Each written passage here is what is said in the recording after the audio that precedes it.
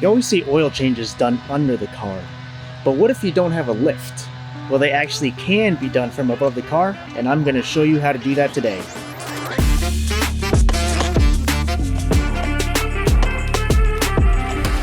So be aware, I'm only taking the old oil out and putting the new one back in. My filter was actually changed 2 weeks ago, so we'll be skipping that part of the video.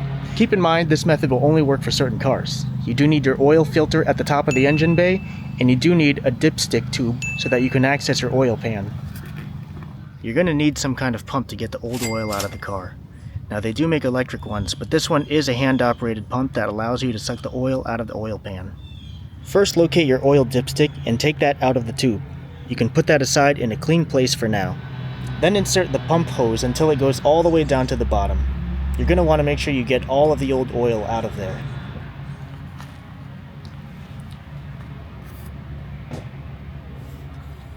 And once you're ready, you can turn on your pump motor or start pressurizing it. If this is done correctly, you should see the old oil begin to flow up the tube.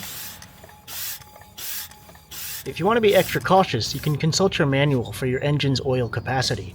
Mine is about 6 quarts, so you do want to fill it to about here. And we did almost get there by about 5.5. So I think that's pretty good, and every time I pump it, there's no more oil coming out. It's time to start putting the new one in.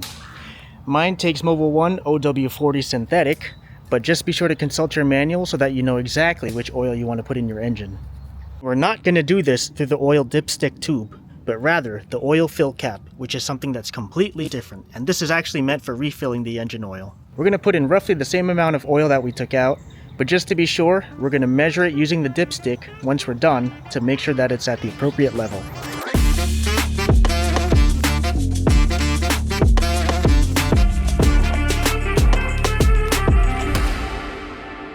And if you check the level, it's just below the maximum line, but certainly above the min.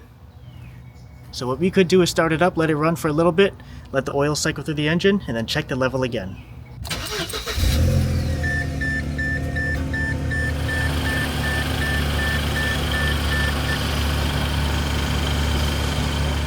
And take a look at that. Look how it's clean, and that's what we want. Some manufacturers recommend you do the oil change using this method because the oil filter is at the top, while others will recommend you get under the car and drain the oil and the whole oil pan and the filter down there. But it really depends on what vehicle you have. And for this car, this method works pretty well. So I hope you guys enjoyed the video, and I'll see you in the next one.